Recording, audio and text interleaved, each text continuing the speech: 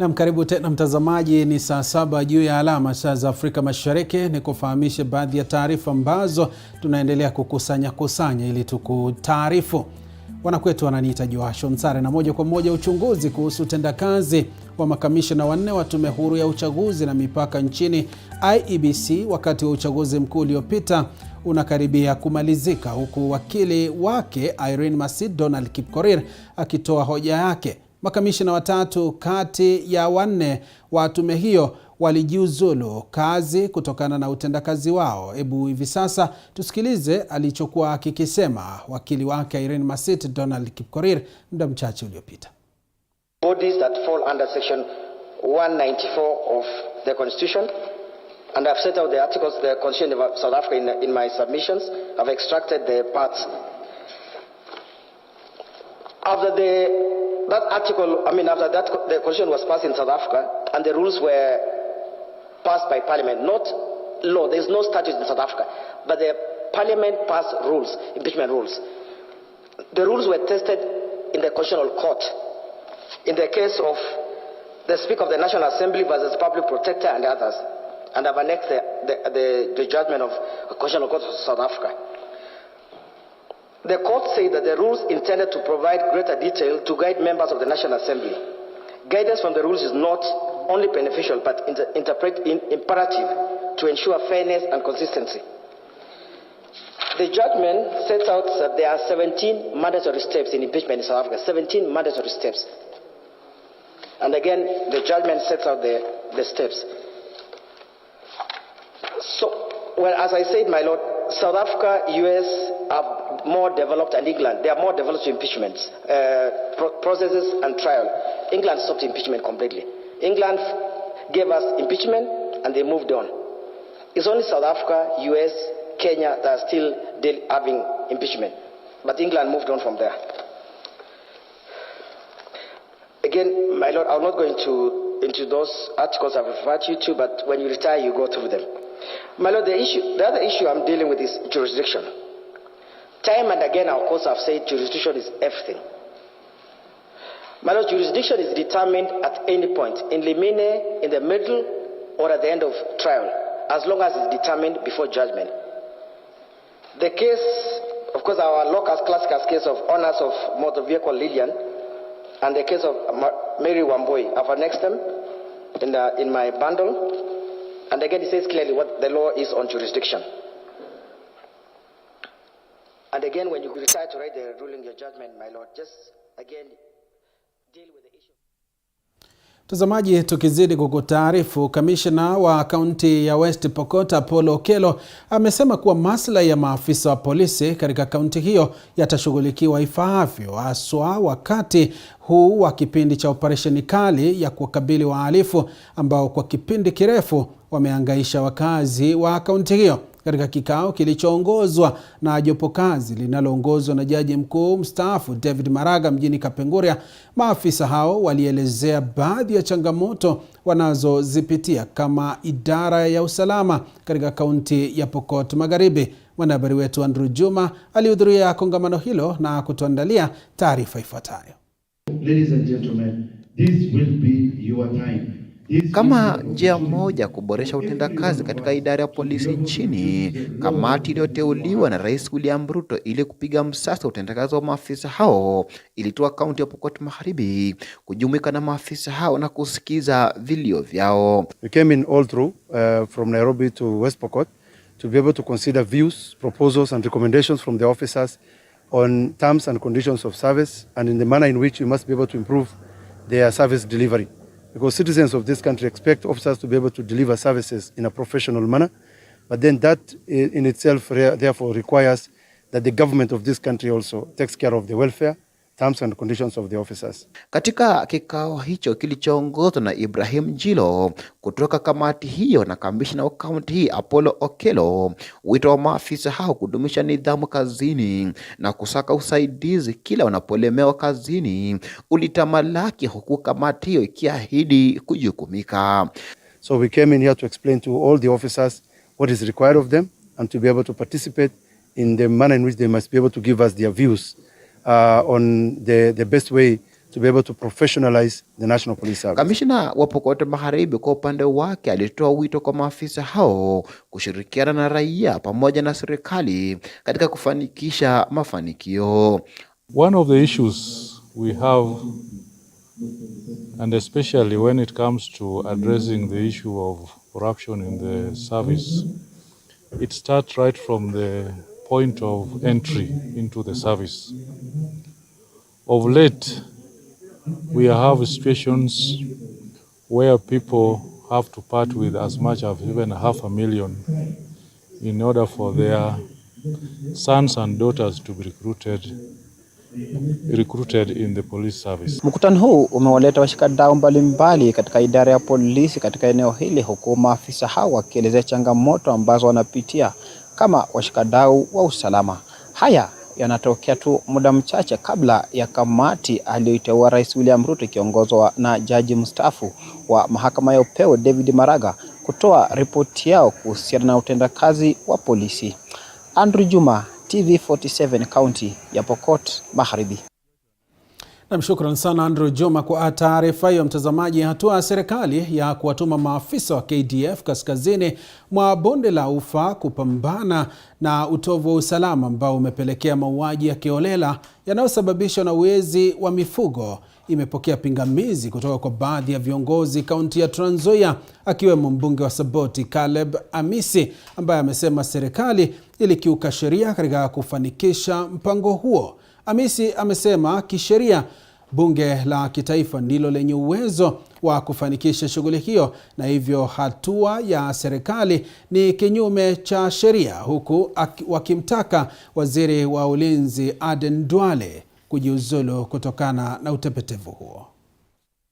That gazette notice came out without approval of parliament. That is impunity of the highest order.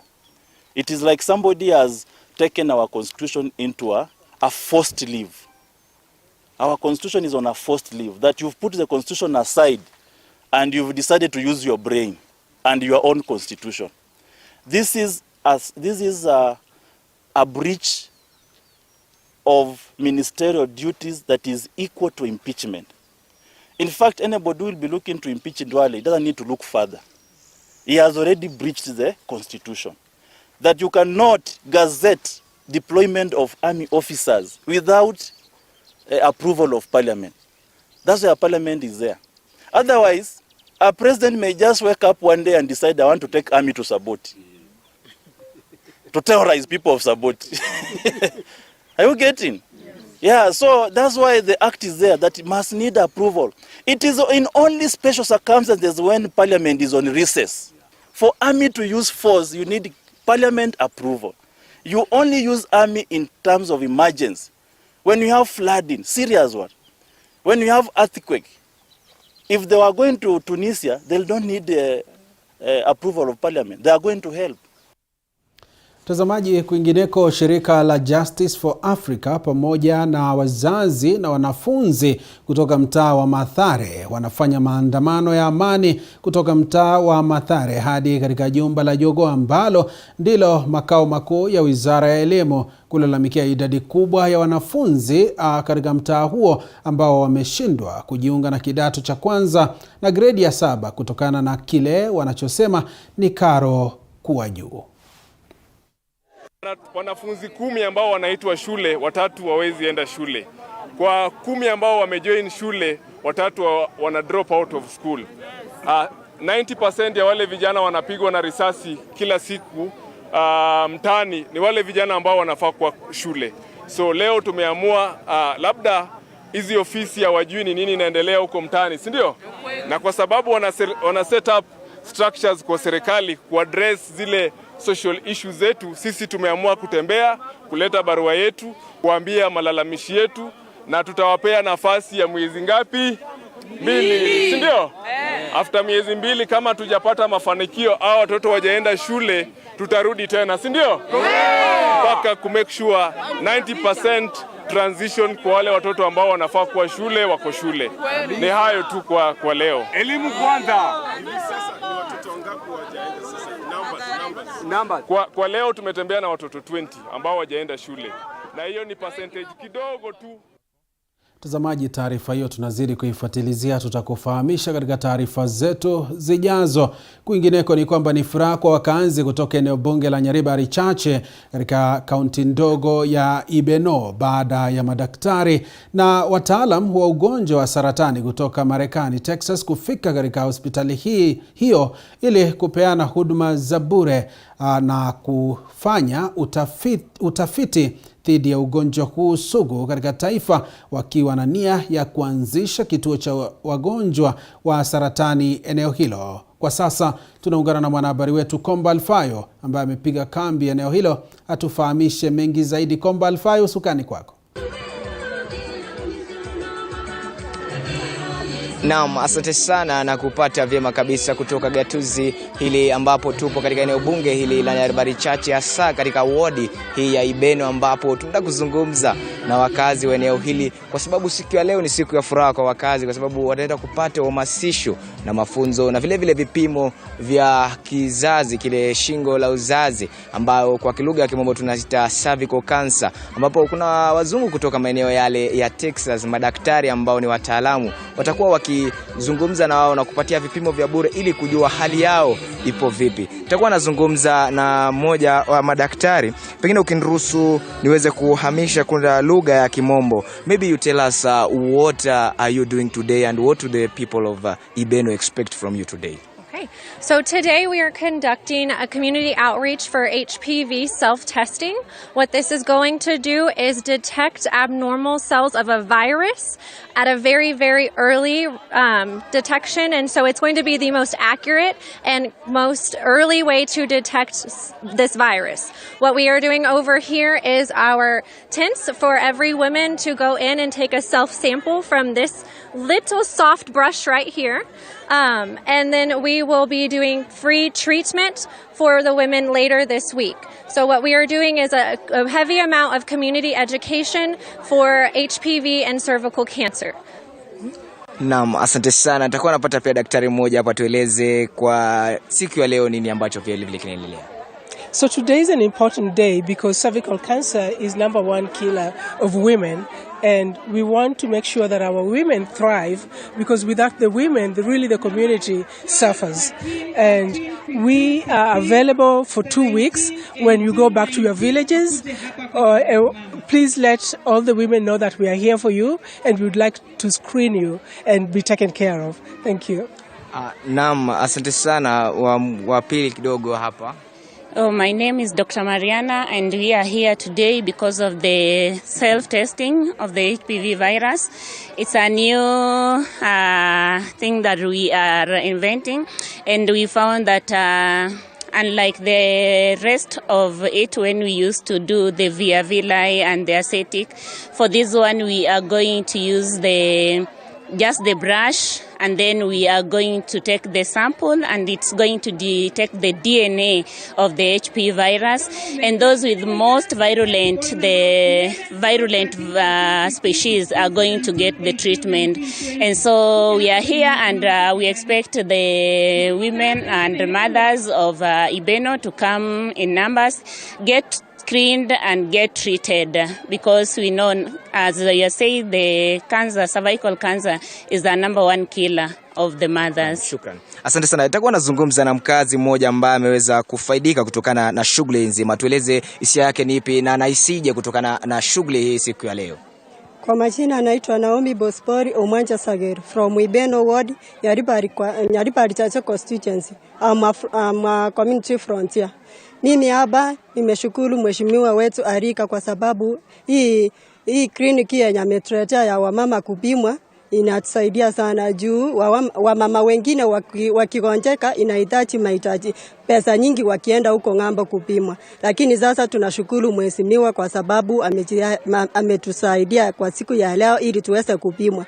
Naomba wamama wa Ibeno ward Nyaribari Chache wajitokeze kwa wingi ili wapate kupimwa. Na ile njia tulikuwa tunapimwa ya zamani, saa hii ni njia nzuri, hakuna ile mashini yenye ilikuwa inaumiza. Saa hii mashini yenye imeletwa ni ile nzuri, na wewe unajipima mwenyewe, sio daktari anakupima. Kwa hivyo naambia wamama wajitokeze kwa wingi ili wapate kupimwa. Asante. Naam, asante. Pengine niweze kupata mheshimiwa, tueleze kwa neno moja tu siku ya leo nini hasa kimeweza kumsababishia kufanya shughuli hii?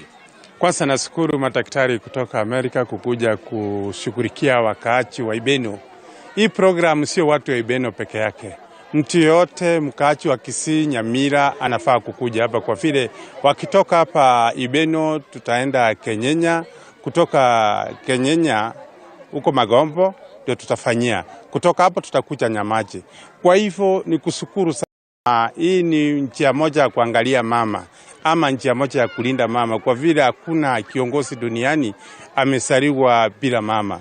Kwa hivyo hii ni nashukuru sana daktari wale wamejitokeza na kutoka nje kuja kutibu watu wa Ibeno, watu wa Nyaribari Church na watu wa Gusii Inichumura. Naam, asante sana. Kama ulivyoweza kusikia tu kutoka kwa baadhi ya wakazi katika eneo hili ambao wameweza kufika katika eneo hili, na ni shughuli ambayo itakuwa inafanyika katika eneo hili, maeneo ya kaunti ya Nyamira na vile vile kaunti hii ya Kisii, na ni shughuli ambayo tutakuwa tunaifuatilia kwa kina na itakuwa inafanyika katika siku 3 ambazo ziko siku 3 mfululizo. Ni swala ambalo tutakuwa tunalifuatilia kwa kina na sina la ziada, pengine ni kurejeshe kwako studioni.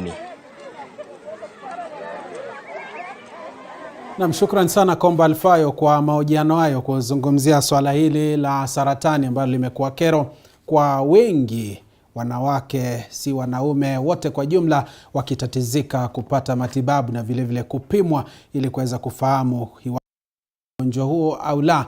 Mtazamaji, ni taarifa ambayo tunazidi kuifuatilizia. Tukizidisha zaidi ni kwamba baada ya mahakama wiki iliyopita kutoa uamuzi wa uteuzi wa makatibu wa ratibu maarufu CAS kuwa halali, sasa baadhi ya viongozi kaunti ya Nyamira wakiongozwa na Spika Okero wamemwomba Rais William Ruto kuwakumbuka katika uteuzi huo baada ya kuachwa nje katika viti vya hapo awali, ikizingatiwa kwa kuna baadhi ya viongozi waliomuunga mkono kutoka Nyamira na hawakushinda katika uchaguzi huu ambao ulikamilika mwaka uliopita na wakachangia katika kura za 37% alizopata Rais William Ruto kutoka kaunti ya Nyamira, na vile vile Nyamira ilikuwa na viti vingi katika serikali ya hapo awali. Hata hivyo, viongozi hao walimshukuru Ruto kwa uteuzi wa aliyekuwa mbunge wa Kitutu Masaba Shadrack Mose kama wakili mkuu wa serikali. I wish to congratulate the courts today for making very important decisions. Was the decision to declare that the Public Service Commission used the right procedure in coming up with the position of CAS. On the CAS issue, I expect as a resident of Nyamira that His Excellency the President will consider some of our sons and women who are eligible to be given that positions. We have, for instance, I can name some of them, the former MP for West Mogrango, Kemosi, we have Maganda from North Mogrango, we have even Nyambega Mose from Tutu Masaba and other people, also with other Kenyans, even from other Kisii County, that the President should move forward and appoint those CS. Sisi tunamshukuru na tunaomba wale wabunge wetu wote ambao wanatoka katika eneo hili waweze kumpitisha na wamshikilie ndio tukaweze kupata nafasi mingi kuja hii area yetu ya Nyamira. Vile tunajua tutajua hii serikali inatujali kupitia na nafasi ngapi itaweza tupatia katika hivi vyeo, haswa katika hii position ya CAS ambayo koti imethibitisha iko halali, ndio tukaweza kupata nafasi za kutosha. Mtazamaji, tutoke Nyamira tuelekee kwingine. Walimu katika eneo bunge la Malindi wameombwa kuongeza bidii ili kukabiliana na viwango vya chini vya elimu katika eneo hilo kufuatia matokeo duni kwenye mitihani ya kitaifa mwaka uliopita. Haya yamesemwa wakati wa sherehe za kuwatuza walimu na shule zilizofanya vizuri kwenye mitihani ya kitaifa ya mwaka jana iliyoandaliwa shughuli ambayo iliandaliwa na mbunge wa Malindi Amina Mnyazi katika shule ya upili ya Barani mjini Malindi. Mnyazi aliwahakikishia walimu kuwa atawaunga mkono kwa kila hali na changamoto wanazozipitia ili waweze kufanikiwa kupata matokeo mazuri na kuinua hadhi ya elimu katika eneo bunge lake. Sherehe hizo zilileta pamoja walimu na viongozi akiwemo naibu gavana wa Kilifi Flora Chibule, waziri wa elimu kaunti hiyo Clara Chonga, mbunge wa Matuga Kasim Tandaza, mwakilishi wa kinamama kaunti ya Kilifi Gertrude Mbeyu, mwakilishi wadi wa Malindi mjini Rashid Odhiambo, miongoni mwa wengine. Vile vile ni jukumu letu kama viongozi, wazazi na walimu tuhakikishe ya kwamba performance zinakuwa mzuri. Na walimu, this is a challenge on us. Even though the challenge has got a setback, but we have to prove it. We need A's. Tunataka A's ndani ya Malindi. Leo tunapeana zawadi ama tumepeana zile ambazo tayari tumeshapeana. Katika hafla ijayo Mungu akituwezesha. Mimi nataka niseme hivi. Performance ya KCPE. Waliopata B 2021 there are 37 students, saizi tumepata 36. Waliopata B minus 2021 we had 74, 2022 tuko na 88 students. Mimi nataka niwaambie walimu hivi. I know we have so many challenges. Sini hivyo? Najua kuna challenges upande wa walimu, challenges upande wa viongozi, challenges in terms of infrastructure, challenges in terms of laws, challenges kila mahali.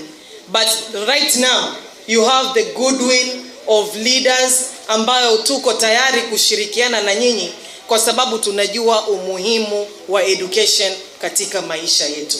Na ndio maana leo hii umeona tumeweza kufika hapa. Tazamaji, kwingineko tarehe 7 Februari mwaka 2022, aliyekuwa Rais Uhuru Kenyatta alizindua bima ya afya kwa wote UHC kaunti zote 47, na kufikia sasa bado kuna changamoto za huduma za afya katika baadhi ya maeneo nchini. Mwanahabari wetu Wanji Sostin alifunga safari na kuzuru eneo bunge la Mlima Elgon kaunti ya Bungoma, na wakazi hapa wanalia sana wana huduma za afya. Eneo bunge la Mlima Elgon ni moja la maeneo bunge 9 kaunti ya Bungoma, ukanda wa magharibi ya nchi, likiwa mpakani mashariki mwa nchi jirani ya Uganda. Hapa ni katika wadi ya Chepuyuk, ni milima na mabonde, tunapenyeza hadi kijiji cha Kamachei. Mazingira duni yanatukaribisha kwenye pango hili, makazi yao eti baada ya kufurushwa na serikali kutoka kwa shamba la msitu. Wakazi wengi wakiwa kina mama wanasema hupitia changamoto wakati wanapojifungua, wakihoji inawalazimu kusafiri kilomita nyingi kutafuta huduma za afya. Hapa tuna mtu tu, hata iko nyumba yangu hiyo ile alisaa Alhamisi Juma yuko hapa ndani, alisalia hapa kwa pango. Hatuna watu ya kubeba, hatuna watu ya kufanya nini, mpaka tu Mungu mwenyewe anasimama. Wadi ya Chepuyuk imezingirwa na vilima ambavyo vina mapango, na wakazi waliofurushwa na serikali kuu kutoka msitu wa Mlima Elgon wamegeuza mapango haya kuwa makazi yao rasmi. Hapa mazingira duni yakichangia wao kukumbana na magonjwa mbalimbali, miundombinu ikiwa changamoto. Tunaomba tu serikali ongetusaidia tunasi tukitoka kwa nyumba. Hata tukipata tu mahali pa nyumba tupake yake. Mahali tunafunga tu mlango. Hata tukitoka tukienda kutafuta chenye tunakula. Tulitoka ng'ambo hiyo ndio tukakuja hapa. Hatuna mbele wala nyuma. Lakini saidia sisi. Wekea sisi suluhu ya kudumu tutoke katika pango hii. Japo serikali ya kaunti ya Bungoma kupitia idara ya mipango maalum inajituma sana kukagua afya ya wakazi wanaoishi vilima vya Chepuyuk, wakazi wanasema hatua hiyo pekee haiwezi kutoa suluhu, wakipendekeza kujengewa hospitali sehemu hiyo. Wana deserve to get better services. Tunaomba tu ya kwamba kama county government ingeweza kuwafikiria. Kwa upande wake msimamizi wa mipango maalum katika serikali ya kaunti ya Bungoma Karen Wanyonyi akizungumza baada ya kupeana vyakula vya msaada na matibabu ya bure kwa wakazi hao wanaoishi mapangoni, amesema idara ya afya kaunti ya Bungoma iko mbioni kuhakikisha kila mama mjamzito sehemu hiyo amewekwa kwenye bima ya Linda Mama. Linda Mama ni bure. Unaweza kujifungua hospitalini na hautaitishwa gharama yoyote. Wanji Sostin, TV47, Bungoma. Na mtazamaji, taarifa hiyo kutoka Mlima Elgon, kaunti ya Bungoma, ambayo imetayarishwa naye Wanji Sustin, inafunga taarifa hizi za matukio mtambuko ikitimu mwendo wa saa 7 dakika 30. Mwenzangu Duncan Mutua atakuwa anakuletea kipindi